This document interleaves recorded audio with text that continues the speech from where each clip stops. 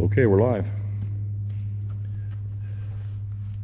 Here we are at Northern Lights Avionics. Once again, we're showing off the Raffle Cub for Alaska Airmen's 2021 Raffle Cub. And we have Gary and Cody Bennett. They've put together the wiring harness and the radios, which are top of the line, the best there is in the world right now. And I'm going to draw attention right now to the front seat. And if you can hone in here, they're made by Sport Aircraft Seats by Dan Macaroni, and they're amazing seats. They're the most comfortable seats I've ever sat in a Super Cub. And secondly, they're not overly wide, so when you sit in the back seat, you can still wear your winter gear. They don't weigh much, and they're super comfortable. They're leather, they look good. It's like the top of the line. The pouches in the back are very useful. Okay, and we've got another pouch that goes on the front that is, the pilot can access all the stuff. It's not here yet. The rear seat I didn't bring, it's still in the airplane, and it's amazing. We'll show you that later. But back to the avionics. Here we are with Cody and Gary Bennett, and they'll explain to you what we're putting in the airplane. All right, so we'll just kind of start from left to right here. So this is Garmin's GSB-15, the high-speed USB charger, and this is connected to our GI-275 ADI. So it helps with software updates and also fast charger, keep your iPad charged or iPhone. So this guy, I'll try and show you. So right now we got a bunch of errors because we don't have the magnetometer update calibrated and hooked to it, but it has its own AHRS in it, and it's paired with this Garmin 660 here, so it's actually sending all the AHRS data to that guy. So you have basically this synthetic vision display here, and once this has that magnetometer calibrated, it's going to have synthetic vision as well. And they both have traffic display. One little cool thing about these 275s is it has the Vfr Gps antenna that's hooked to it. So if all else fails, because this is getting GPS data from other units in the system, it's got a backup battery on the inside, and this Vfr GPS, you can have this direct to button becomes available, and you can actually direct to yourself to an airport with about 2 hours battery life. Get you home when all else fails. So coming down the line here, this is Garmin's EIS, their engine monitoring system. And I'll go to the front, a little bit easier to turn the knobs. So every screen's gonna have the RPM here, but you have a couple other functions you can go through. Oil pressure, oil temp, CHT, EGT. You can solely look at all your EGT screens, but your RPM will always stay at the top. CHT, same thing, your RPM is always gonna be on the top there. Hold the button down. Messages, options system. One thing that Steve was just talking about is this flight hours page here. You want to touch on that just a little bit, Steve? Yeah, the great thing about the TAC times is it's got flight hours, Hobbs hours, and TAC hours. Now what's so awesome about this is you have your Hobbs, which comes on when you turn the master switch on. Okay, and typically flight schools will build off of Hobbs time. Your engine time is when your engine's running, and your Hobbs time is when you're above 30 knots, and it's legal to do maintenance off of airborne time. So typically Hobbs is 10% faster than engine, and engine is 10% faster than flight time. And so you can track all your maintenance, oil changes, engine TBOs, 100 hours, and stuff is legal to do off of airborne flight time. And so just this unit can cut your maintenance cost by 20% to go from Hobbs time for maintenance to airborne time for maintenance. Awesome. So this is Garmin's GAE24, so this is the magic box. It's gonna go out to the engine, all the probes, gonna send all the information to this guy. You can see we just have some random numbers at the moment. Next up, we have Garmin's GTR 200B comm. This is a pretty slick little comm. It has built-in intercom, goes to, it'll be pilot and co-pilot jacks over there with tied in Bose Limo plugs. that will be hooked up to power. So you won't have to worry about keeping your batteries in either your Bose or Lightspeed headsets. You can also Bluetooth to this guy, so if you like listening to music during your flight, Bluetooth your music, send it to yourself and your co-pilot or your passenger. Also have a little music jack here if you have an iPod with all your favorite hits. This is Garmin's GTX 345, the ADS-B in-out transponder. So this is what's sending all the GPS information to the 275, or the GI 275s, and also the traffic information to the 660 and the 275 while they have their synthetic vision. Audio in and out. Oh yeah. Yeah, so what's really, really nice about these guys is they have traffic alert audio, and that's what this light and this button are for. So when a target becomes a threat, this light illuminates, flashes at you, and you actually have an audio in your headset alerting you to the traffic. And we do also have a little mute button here, so if you see them before this box tells you about them, you can mute it. That way you can keep flying. But there are a lot of customer cases where they've told us they've had audio in their headset, never even saw the traffic except for on their screens. So, Wow, nice.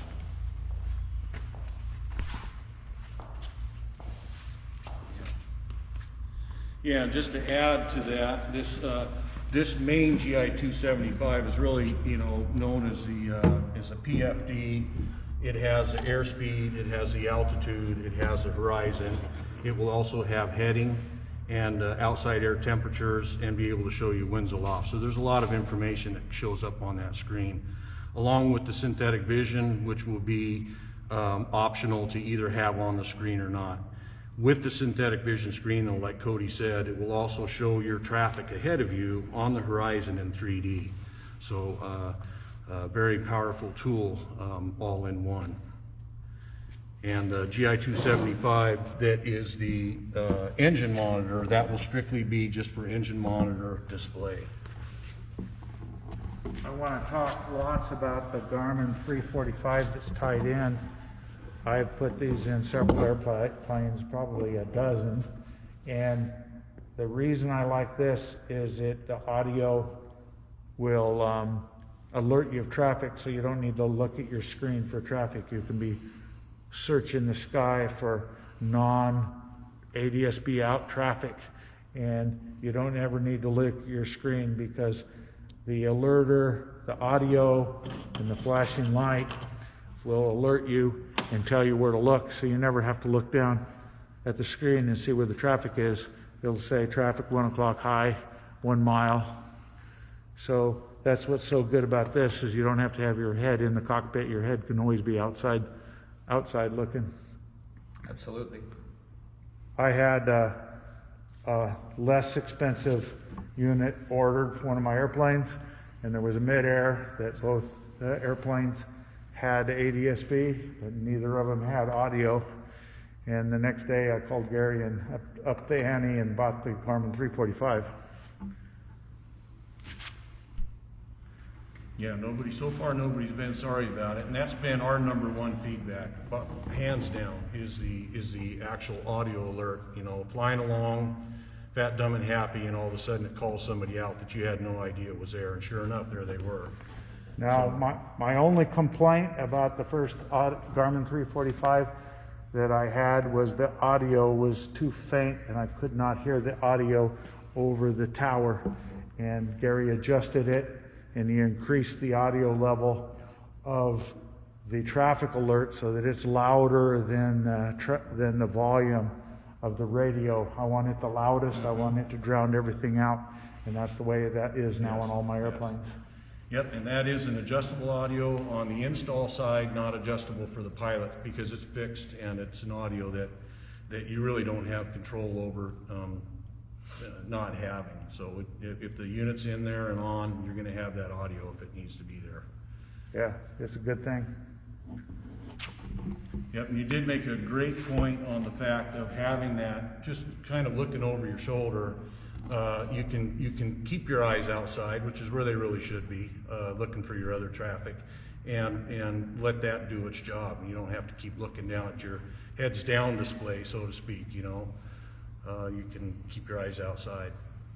So it looks like we have a couple of questions. Would you guys be able to answer? We got one guy, AKA Mobber, asking, what else does the Era 660 do? Well, that's a pretty good question.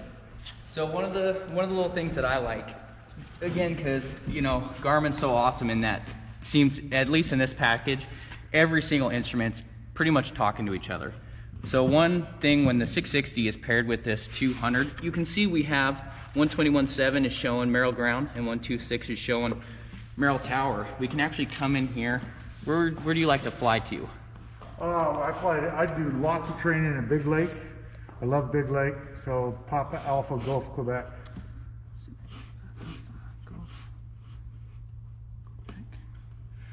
So enter so Big Lake, we can go to info here right before we want to activate it. We have all these frequencies for Big Lake.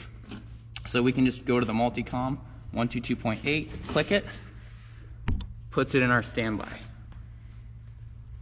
And another thing that's great is if we're flying to put in Papa Alpha, PAFA, Papa Alpha, Foxtrot Alpha, like we're going to Fairbanks. Okay, enter, and touch weather. And you can get the Fairbanks METAR when you're still 200 miles away. Or Yeah. if you're flying to Fairbanks and you want to see what it's doing in Miami, Florida, you can put in Miami's METAR. You can get the weather at any airport that you want on that thing. You can get the METAR. Yeah, once you're airborne, it doesn't work so well in the hangar. Well, yeah. Yeah, for sure. Yeah, the primary function of the 660, obviously, it's a Vfr GPS navigator, moving map. It'll have the topo chip inside for extra detail on the map. And it will also be able to overlay the traffic on the map screen, weather on the map screen, all coming from the GTX 345. We actually have the 345 is hardwired to the 660 in this case, is it not? Or is it Bluetooth? Well, It'll do either way. Yeah. It'll do either way. It looks like we have it hardwired. But so it's getting the information from the transponder. It's also getting information from the AHRs, as you'd seen earlier when Cody was showing you for the attitude, when you go to the attitude screen on there. So pretty powerful little GPS. But back to, we all use ForeFlight, and if you keep your database in your Garmin 660 updated, it has not as much information as ForeFlight, but it has all runway data, airport data, patterns and everything. All the information is in here if you keep the database updated. Right. Sorry, not to cut you off, but another question on Facebook someone's asking is, with all this equipment, does it make the aircraft IFR certified? Or will the aircraft be IFR certified? That's a great question, okay? To be IFR certified, you have to have a course deviation indicator. You can't follow the pink line on a 660. So a 660 is not an IFR certified GPS.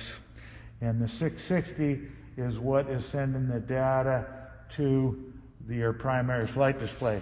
So in the type certificate data sheet, a Super Cub can be legal IFR, okay, but it would need a radio like a Garmin 650 or a Garmin 750, which is an IFR certified GPS, and then you would have to send the information to a Garmin, well, it could send it to another GI 275, but you'd have to have an IFR certified GPS sending the information. In this case, this is a VFR GPS. Sweet, thank you. Yeah, one of the requirements for VFR is, again, I said this has the airspeed and altitude in it. You'll see there are no analog airspeed and altimeter in this setup, and there won't be in the aircraft, correct, Steve? This is correct. This is what's in the airplane. And, this is fully 11. TSO'd. Yep, this is it. Sweet. All right, well, I guess we can ask our viewers, does anyone have any other questions, comments, concerns? Could you talk a little bit about the cost of some of this equipment? Yeah, so the cost on the equipment, I think roughly, what did we come up with on this, Steve? You told me that out of the 19. door, this package with the wiring, pick this up and go is about $23,000. Yeah. Okay? That's about Then in addition to that $23,000, then the maintenance shop has to build the panel and do the install. So the additional cost above that depends upon how much work it's going to take to build the panel and the wiring and mount the antennas and stuff. Right. Yeah, some of these items, like the primary GI 275 and the GTX 345, those are things that are pretty much a dealer install only item. So the Garmin dealer that you get them from will see the install through all the way on that. The COM, the GI 275, engine style, the Era 660 obviously, GSP 15, USB port, things like that, those are all can be, owner installed as well. Looks like we have one last question here from Blades Norman. He's asking if the aircraft will have LED lighting for night flying. Great question. We're putting Wheeling landing light, Wheeling LED taxi light. We're putting Wheeling wingtip lights on both wings that have the strobe, and we're putting a Wheeling nav light in the tail in the normal location that has a strobe. So it's going to have, yes, it's going to be legal night flight and certified night flight. And then all of these radios have their own auto dim function, and I've got Garmin stuff and they've done well with the auto dim. It's very appropriate. They're readable in bright daylight, and they're dimmed down, and they don't give you night vision problems when it's a dark night. They're very, very good illumination with Garmin products. Great. I have another question. Yeah. Would any of these items, would it make sense to kind of replace them one by one and spread out the cost? Or would it be more cost effective to, when you're just redoing the panel, do it all together? Absolutely. So, and good question. We have many installations where we're going, we're just kind of building, and it's a good idea to at least know what your end goal is, so that you can figure out the best direction to achieve that goal when you start equipping. And if your end goal is, though, a complete panel, and that end goal isn't too far out, then it's not a bad idea, and it is money ahead just to do it all at once, obviously. So it makes the instead of paying for multiple surgeries, one big surgery is basically what it boils down to. I can definitely say my 185, though, we bought the Garmin 650. We put the Garmin 345. A year later, we came in and bought a G5. And then a year later, we bought a second G5. So we did it in a stepping stone, and it made the pocketbook more palatable. Absolutely, and knowing that ahead of time, we can provision for that and keep from having to dig into too many of the other systems and redo what was there. So we do really quite a bit more of that than full panels. It usually is more of a stepping deal. Looks like AK Mauber has another question. He's asking if the panel will have any steam gauges, or is it just a glass cockpit? I didn't understand the Any question. steam gauges? What was the question about the steam Are gauges? there any going to be? Are there any? This airplane's going to have no steam gauges. This is the cockpit. When we were talking about my Cessna, we started with everything steam gauges, and then my Horizon died IFR, and I went to 1G5, and then my vacuum pump died, and I got upset, and I put the second G5 in, so I have no vacuum system in my Cessna. So this airplane, we started out all glass in the Super Cub.